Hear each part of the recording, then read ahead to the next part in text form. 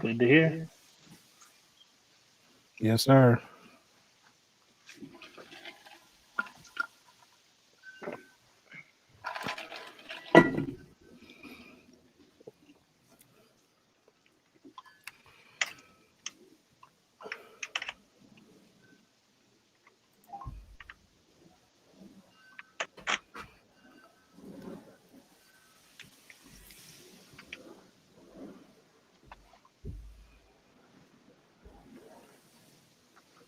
What on earth are we going to talk about? Man, whatever you want. We are actually able to sit outside without a jacket on, gloves, and a hat. True. Absolutely true. Absolutely true. You were brave, man, doing that video in 0-degree weather. Dude, it was cold too. Hey, what's going on, guys? I see we got C-Max in, got Andrew over there, Grill Sergeant was cracking. Curtis is on, Joshua, Ronald Jones from Japan. What's going on, bro? So man, what time is it over there? Yeah, what time is it, Ronald? Yeah, man, we are, Ronald. Absolutely. Steven, what's up, man?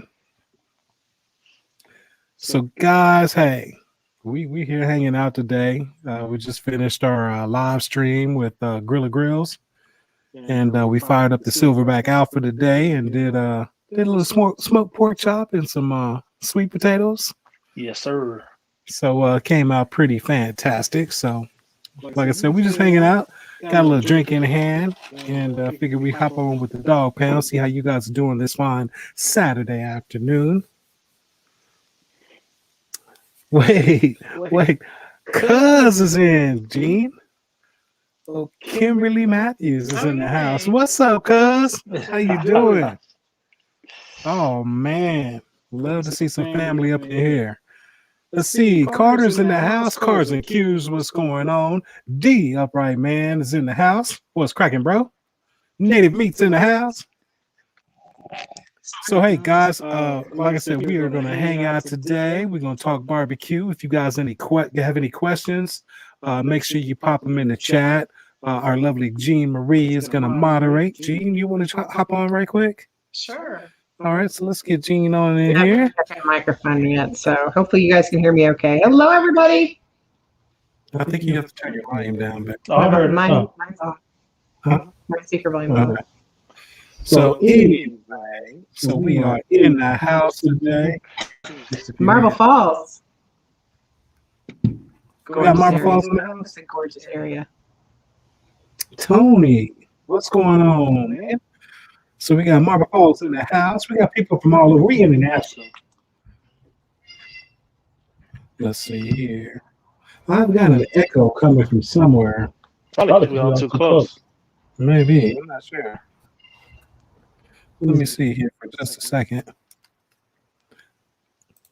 All right, so not sure where that is coming from, but it's all good. We professionals. We're going to make it through. So, guys, hey, if you got any questions, make sure you pop them in the chat there. Gene is going to moderate and field all of our questions and pop them on the screen for me. Other than that, man, Federico. What's up, man? How'd you enjoy that cook today? Man, that was pretty good, man. Those sweet potatoes. Ooh, yeah, man. Yeah, so guys, we did, like I said, we smoked some pork chops and made some sweet potatoes. And the sweet potatoes we did, we made it was more so for the pork chops, but we made a honey whiskey glaze that, man, they really set the sweet potatoes really set them off. You know, we seasoned them up with some salt, pepper, some cayenne. We put some cinnamon on it, a little nutmeg, and man, just made a fantastic rub. Put it on these sweet potatoes with some grapeseed oil. We got them on our silverback and put them on our grill grates. Got some fantastic grill marks on them, and they were fantastic. But bro, when we put the glaze on it, oh yeah, man. Tell yeah, that glaze, boy. Ooh. And then we just had a little taste of them pork chops here just a minute ago. Tender and flavorful. Absolutely. Absolutely. So we actually we brine the pork chops. You know, I brined them for about 3 hours. We put some salt, some brown sugar, some bay leaf, some peppercorn, some garlic, fresh smashed garlic. I'm forgetting something. Put something else in there. I can't remember. Oh, in the brine? Yeah, I can't remember. There was one more ingredient. I can't remember what it is right now. But anyway, we put this brine together and got these pork chops in it for about 3 hours. And man, these pork chops were so tender, full of flavor. I mean, it was a fun cook. It was a fun live cook. Although we almost had to call the fire department, huh? Yeah, you almost burned your eyebrows off, bro. And then almost burned up your camera too. You were a little close, huh? Oh, a little close, bro. Just a little. So you want to fill them in? Tell them what happened. Oh, when you gave the PSA about removing the pan from the fire when you pour a little bit of alcohol inside? Absolutely. Hey, Johnny's in the house. What's going on with you to a grill? So cooking with the crazy pop, how you doing, man? So yeah, we had a little flamage. But the professionals we played it on. So oh yeah. And then you did say you like cooking with flame. I do. It's a wow factor. When you're actually like when we do the shrimp brandy, and you like that, and just everybody sees the flame like, oh wow, what are you doing? It's kind of but I wasn't trying to get that much flame with that one. It just kind of went up. So and then you thought you walked away, it went down, and you went back, and it came back. But no, guys. So what happened there was like I said, we made this honey whiskey glaze for these pork chops we did on this live stream, and I had just said, when I get ready to put alcohol in, I always remove the pan from the heat to pour it in case you get some flames. It doesn't just go out of control crazy. And I literally lifted the pot up, the saucepan away from the heat, poured the whiskey in. Everything was fine until we went back to the flame, and then so yeah, we had a little. I don't know. We probably got 2 feet, right? At least. At least. It popped up a little bit, so but it was all good. We kind of let it burn itself out because you kind of let it burn sometimes anyway to reduce it basically burns off the alcohol and you keep the flavor. But this was like a honey infused whiskey that we were using, and so like I said, it got a little bit of flamage in the house right here on Barbeque Boulevard, but hey, we managed through it, man. We got through, so it's all good. So, hey, my man's in the house, Chef Boyardee. Guys, hold up. So my man Boyardee, okay? My man makes some serious videos. His editing skills are completely sick. And not only that, but he's a great cook. You guys definitely, if you have not checked out Chef Boyardee, make sure you hop over to check out his channel. Tell him the Dawgfatha sent you, man. And just, man, check him out. And if you feel inclined, subscribe to his channel because this guy absolutely needs more subs than what he's got, guys. So make sure you check out Chef Boyardee. And bro, glad to have you here on a Saturday afternoon out there in Vegas, man.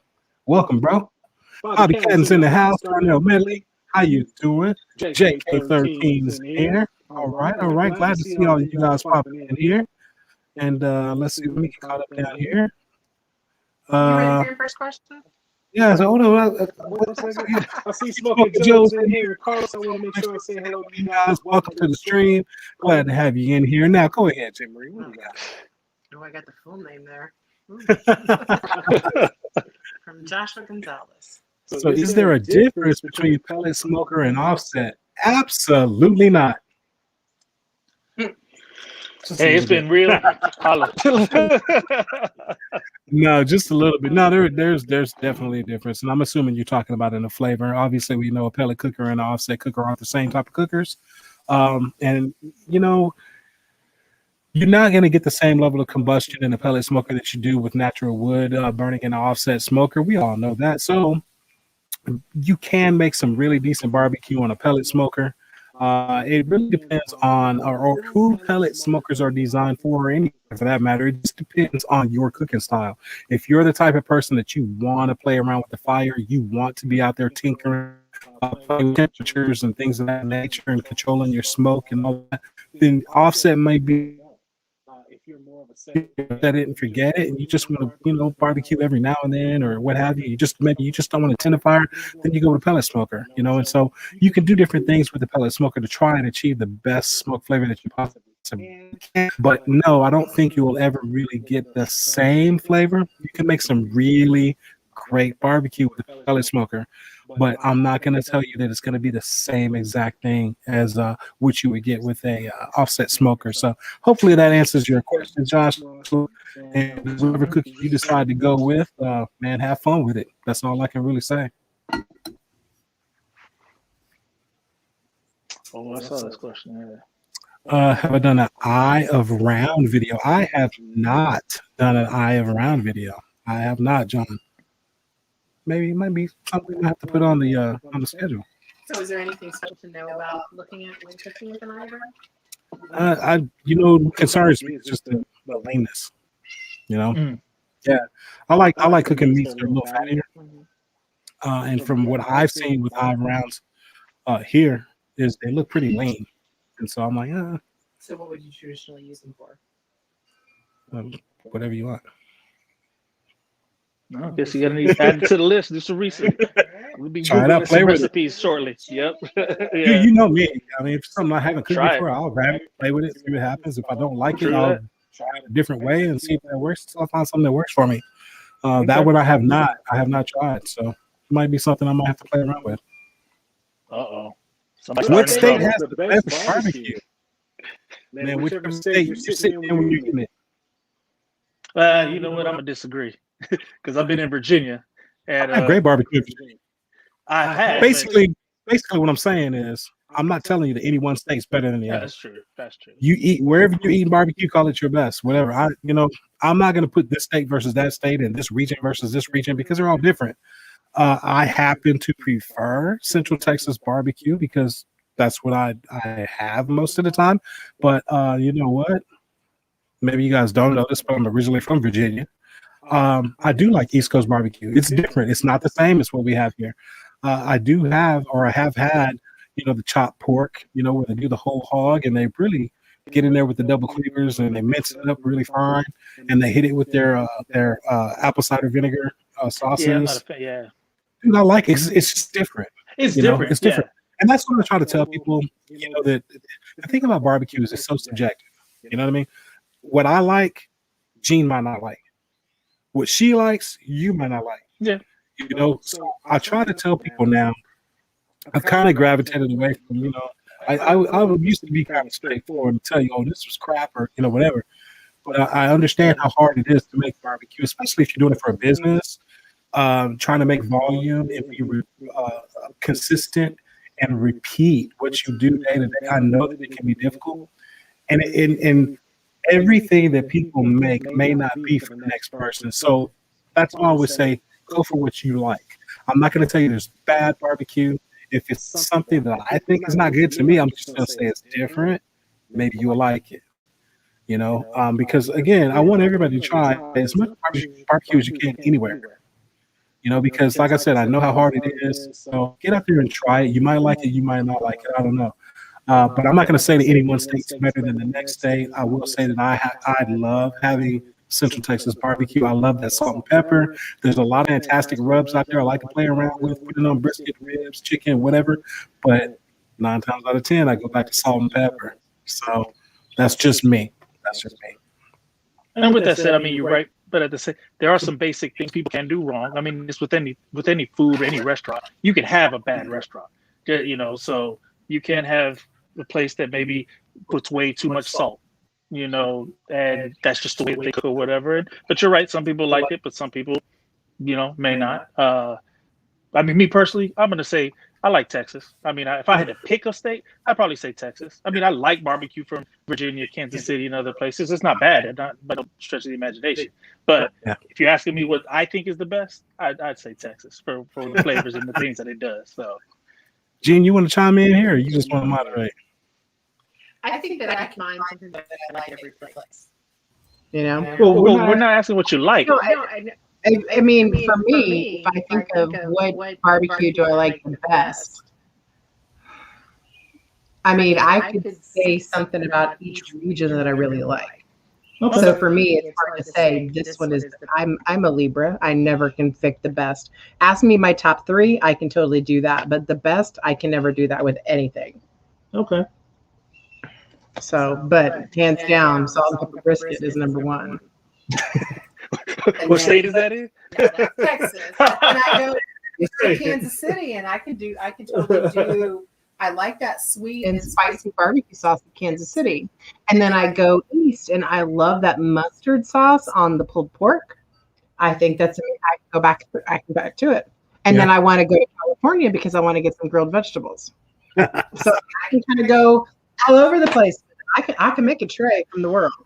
Imagine you said you go to California for vegetables. I can get some grill. I mean, it's more of the grill. It's less of the smoke kind of thing. I can totally. I'm with it. I'm with all of it. I'm here for all of it. I just want to try it all. And the desserts, sides. Ooh, Poor man's Bernese. Yeah, I saw that. They liked it. I saw that. I saw that video. It was real good. Okay. Muted when you're talking. Okay. So let's see. Major poor man's burn ends this week. It came out great and the family really liked it. Bus layer. Hey, appreciate that, man. That was a fun cook. Did you see that? That was a fun cook. I mean, people have been asking me for a long time about making poor man's burn ends with chuck roast. And like I said, it was a fun cook. It's not going to be the exact same as traditional burn ends with brisket point. But it was a fun cook. It was a fast cook. And as I've said before, you know, guys, if you've been around my channel before and we've talked about brisket and all kinds of things, chuck roast, a good marbled chuck roast is a great cut to practice brisket with. You know, if you don't want to spend the money on a full brisket, you can get a chuck roast. Now,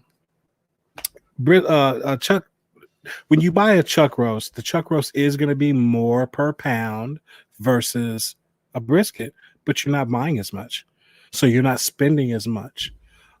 If you don't mind spending the money on a brisket, go ahead and get the brisket, you know, but it's going to take you a little longer time to make that. Chuck roast, you can get that done in a few hours, whereas brisket's probably going to take you at least a good 10 hours or so. You know, if you're pushing it, maybe hot and fast. But no, chuck roast was a fun cook. It was very interesting making burn ends out of chuck roast. Played around with chuck roast a lot with doing pulled beef. You know, if you cook pork butt, make your own pulled pork, you can kind of do the same thing with chuck roast and make it into pulled beef sandwiches.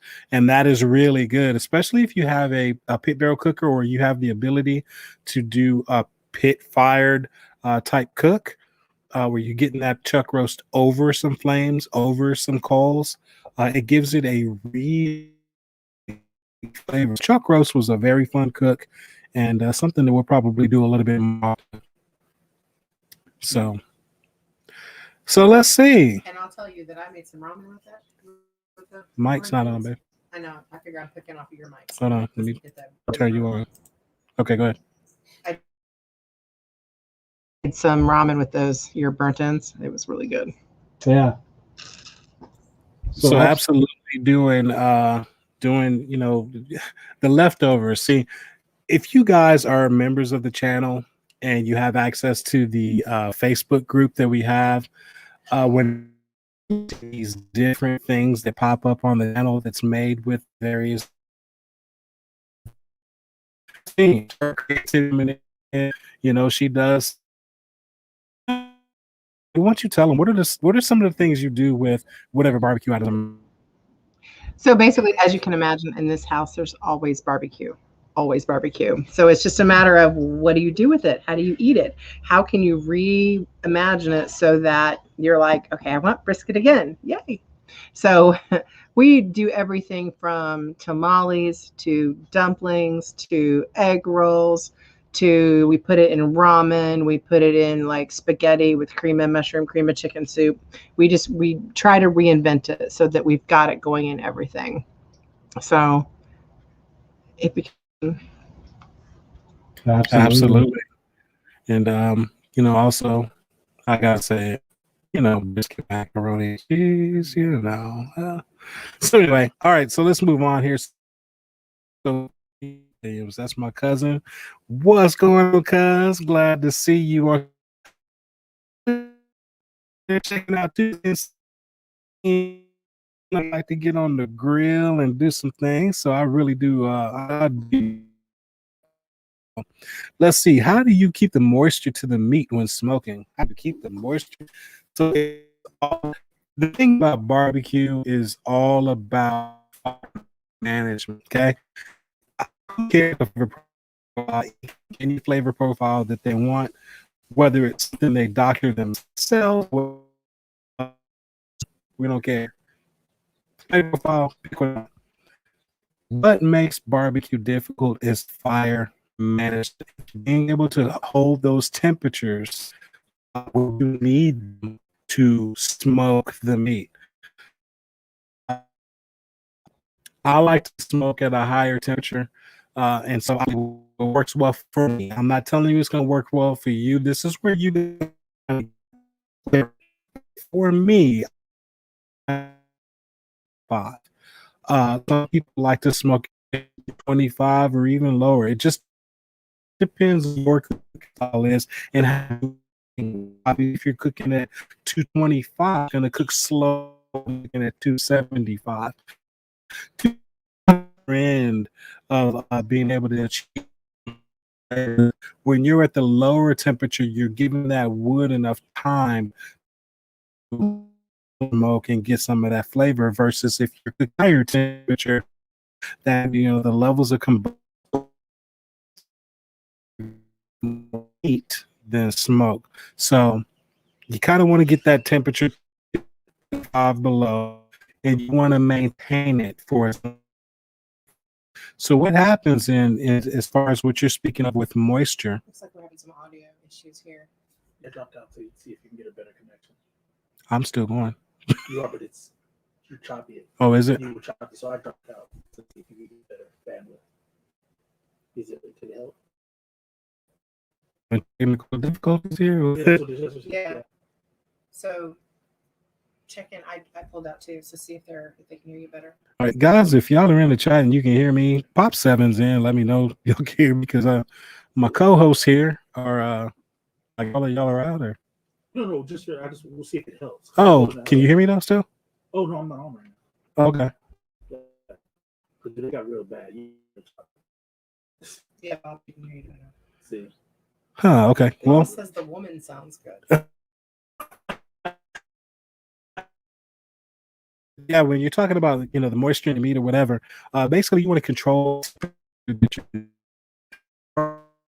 Obviously, you're gonna push that. Happens when you apply the heat to meat, basically tightens up.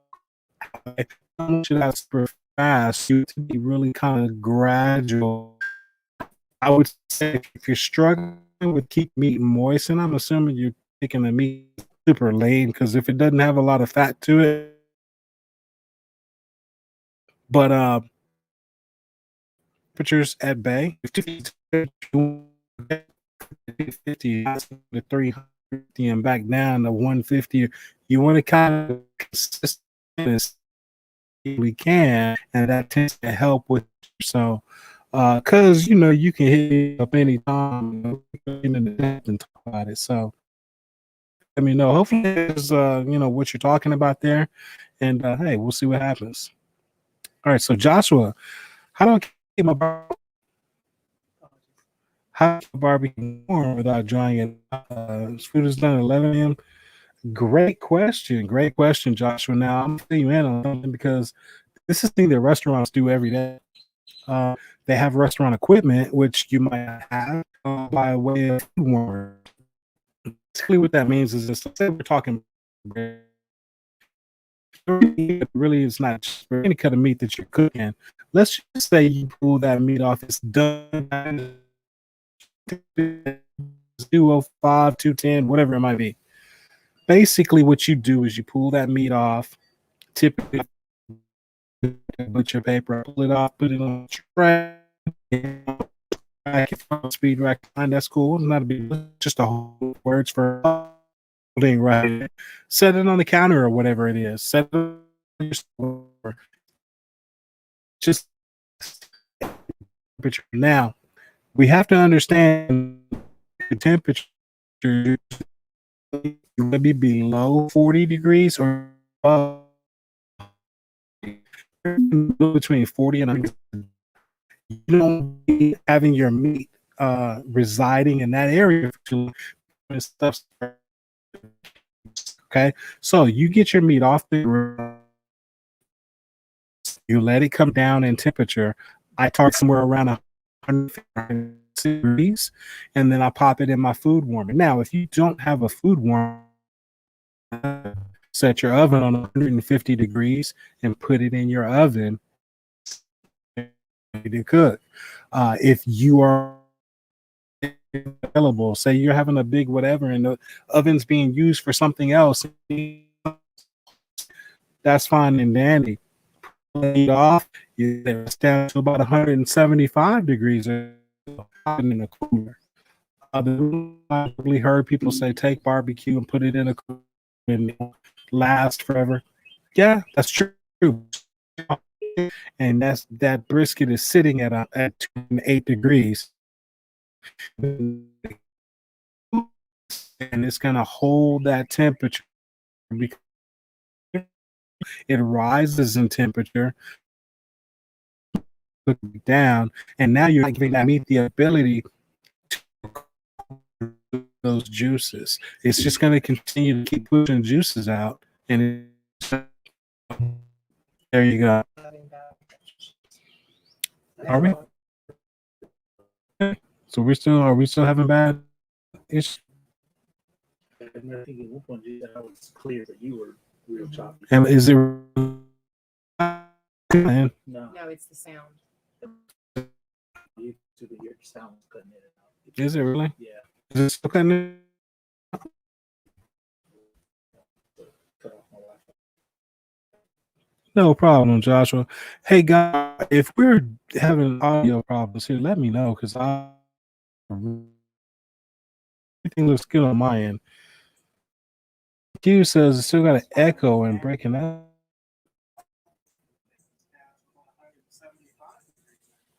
Tell you what, this and we're going to try it here again and just